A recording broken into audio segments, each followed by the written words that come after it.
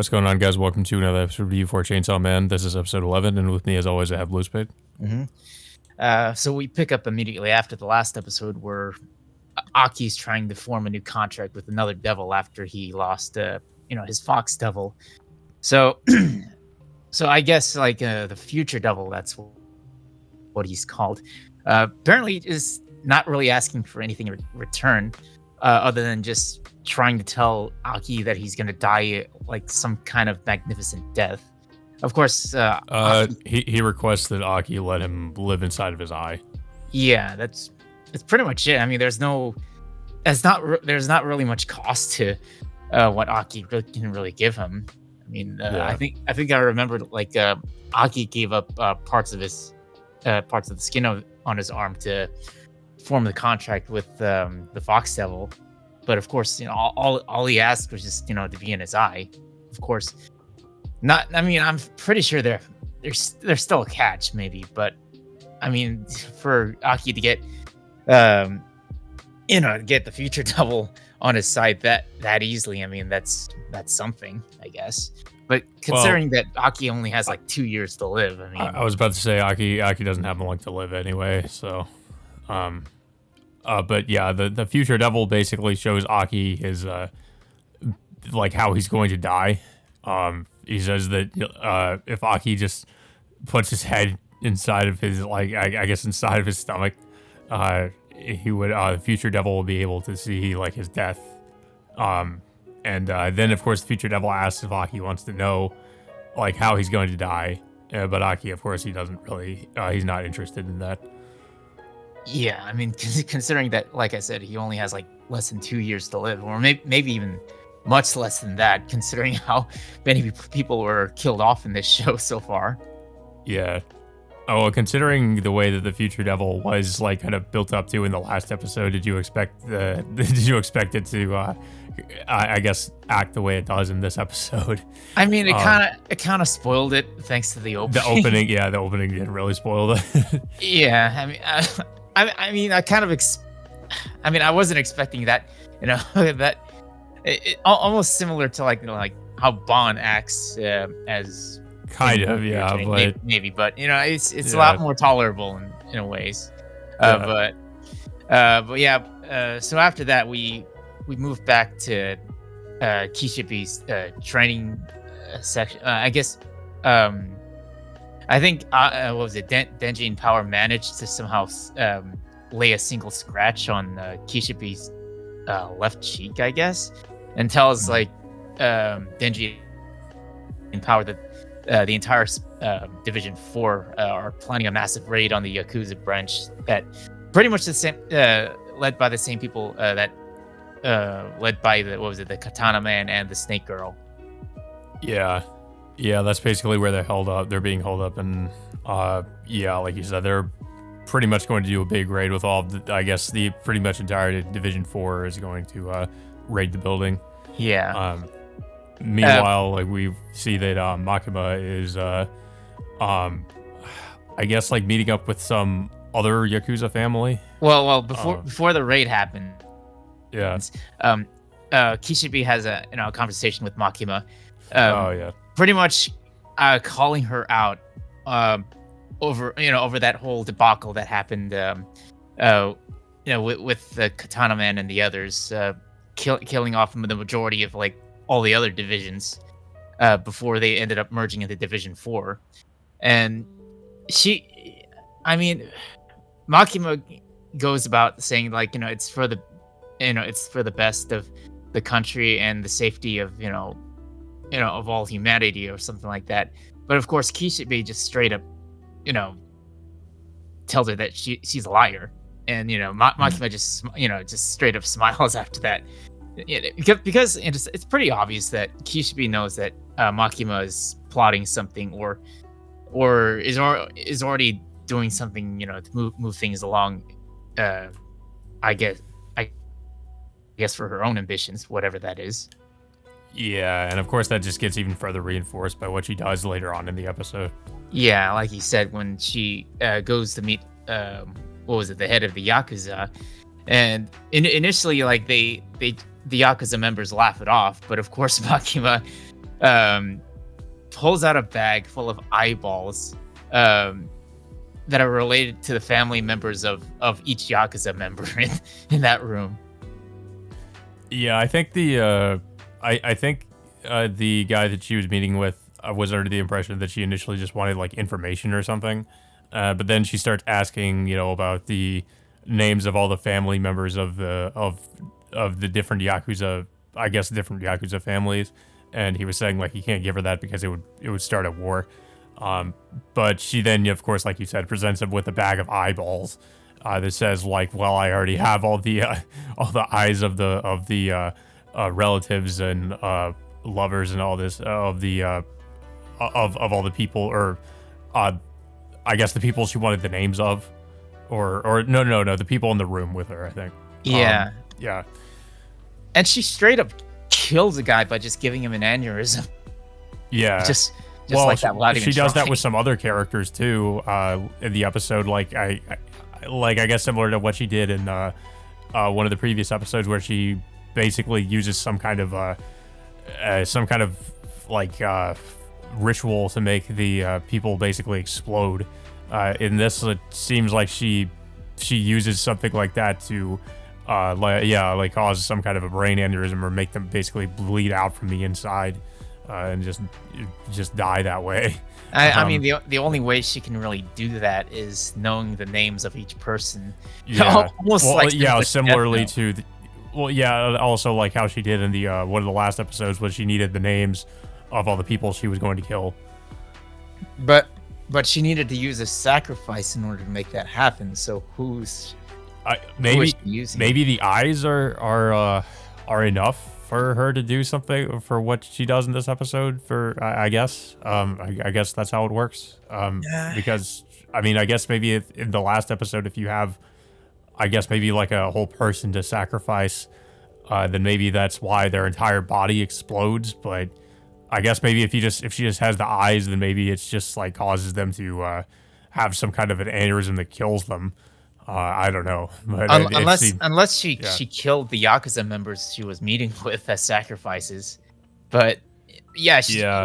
like during the raid, she just walks out of that building like unscathed, and we don't even know what happened to the Yakuza members inside that building. Well, I think it's pretty safe to assume they're probably dead. I mean, obviously, but Yeah. it's pretty clear that she's in control of like practically everything. Like she's always like 2-3 steps ahead of you, like no matter what you try to do against her. And even if you try to kill her, like she can just come back up.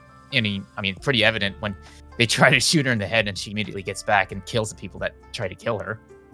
Yeah. But of course, most of the action by the end of the episode focuses on the raid, and we find out most of the other fiends that are part of Division 4 right now. I think there's the Shark Fiend, the Violence Fiend, the Spider Devil, and of course the Angel Devil, which is of course the character we keep seeing in the opening. Yeah. We have seen the I think it was the Violence Fiend, the guy with the plague Doctor Mask in the opening, but yeah, I think this might be the first time he actually shows up in the anime. I did, of course, because I read the manga, I know about the Shark Fiend, and I was kind of anticipating him showing up because he is a pretty ridiculous character, and also his his ability as a fiend is pretty ridiculous, just being a shark, or he's part shark that can like swim around on land and just like eat people. Yeah, and of course Aki, Denji, and Power also join in during the raid, but of course Aki decides to go off by himself.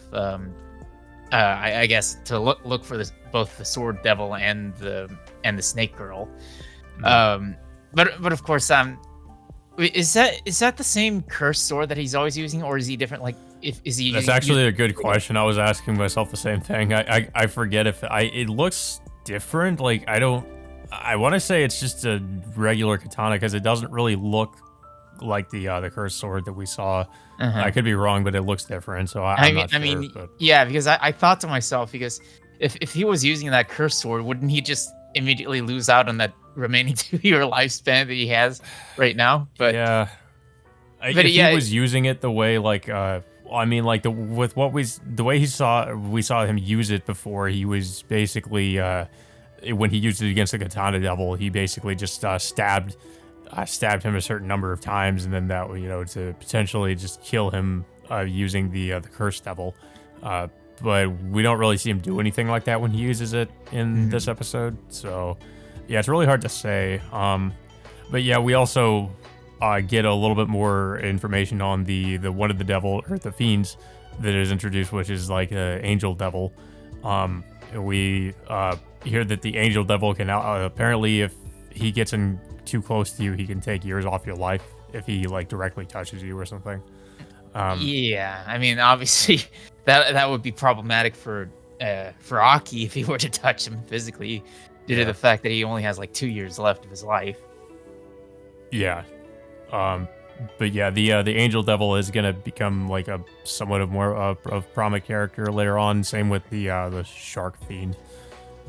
Yeah, and of course, we get to the point where Aki eventually runs into the Snake Girl, and she uses the ability for her Snake Devil to release the Ghost Devil, which she swallowed in one of the previous episodes. So now Aki is trying to fight against the Ghost Devil all by himself. I mean, he puts up a valiant effort, but it gets to the point where the Ghost Devil eventually grabs him and nearly chokes him to death. We should also point out too that the reason why Aki is able to kind of dodge around a lot of the Ghost Devil's attacks is because of his contract with the Future Devil, because now he can like see a little bit into the future, so he knows like what's coming. Yeah, I mean we don't even know like how far into the future he can really see. Maybe unless I would imagine it's maybe like if he's evading these attacks, it's probably like I guess like maybe like few seconds or something like that. Yeah. Yeah. Yeah, but pretty much, yeah. By the end of the episode, he's basically been caught in a chokehold by the Ghost Devil, and that's where the episode ends off. I do have to say, I did like the ending song. What was it, by Queen Bee? Violence. Yeah, I mean, interestingly enough, so this is the same artist that did the. If anybody's seen Dororo, they did the opening for that. So I'm kind of familiar with. I was kind of previously familiar with him. But yeah, I liked this opening, like or not the opening, but the ending. I thought the song was good, but I was actually more impressed by the animation, because it kind of, I feel like it kind of blends this like CG with 2D or something. I'm not exactly sure how they were doing it, but it was pretty interesting, like the way it was done, like the way each character looked and how they kind of transitioned to the next character. Yeah, I thought visually it's definitely one of the best looking endings, but I thought they all have like a unique visual style to them, so it's really hard to say like which one is the best, honestly, because they all kind of are really unique in a lot of different ways. Yeah. But yeah, this one I thought was visually impressive. I liked the song too, but I thought the visuals were more interesting, just just because of the way it was done. But yeah, this episode, like, it wasn't really as like there wasn't really a lot of major things that happened, but it was still pretty good. Yeah. I'd say this is just more of a setup to what's going to happen. It's more of a transition episode into, I guess, what's going to be the as for now, I guess the last episode, which I'm assuming is just going to be like a confrontation with the Snake Woman and maybe also the Katana Man. Yeah, I mean, it's a shame that next week is going to be the last episode, unless they announce a second part to the show, which I'm pretty going to go ahead and say there will be a part 2. Like, I know nothing's been confirmed yet, but I'm fairly confident there is going to be part 2. Yeah.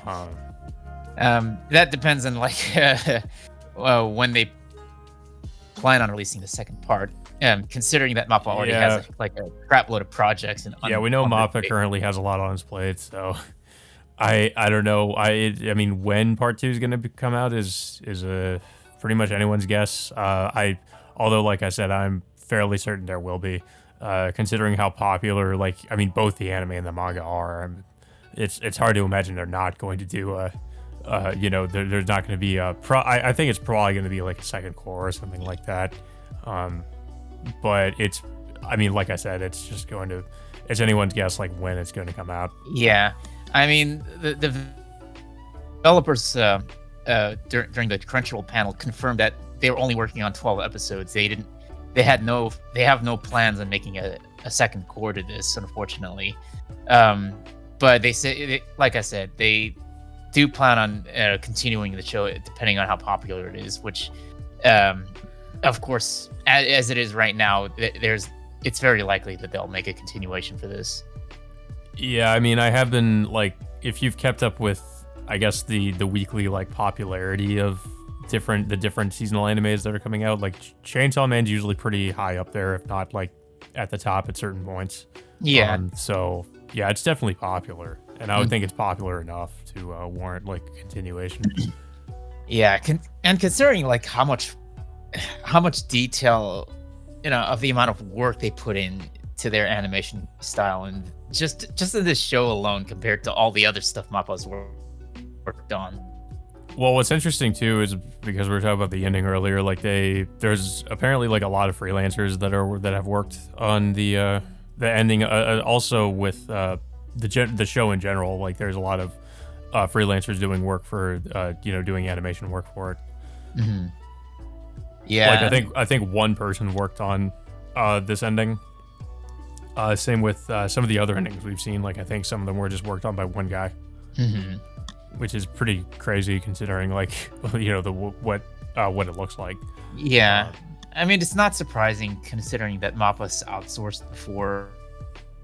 I still remember the TAC Op anime that we ended up watching, and of course, Madhouse collaborated with MAPPA to work on that show.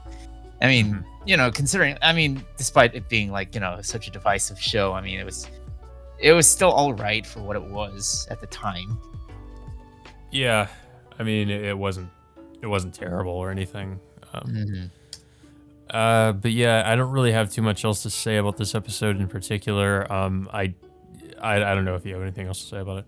No, I mean, I'm definitely looking forward to next week. It's unfortunate that the show is already ending so soon without us knowing when they're gonna end up doing a continuation for it. It really felt like it went by really fast.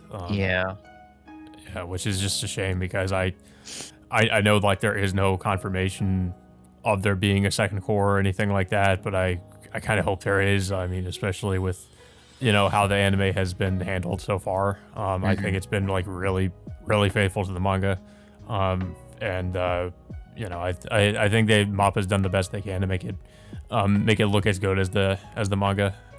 But yeah, that all being said, guys, I guess until next week, we will see you all next time.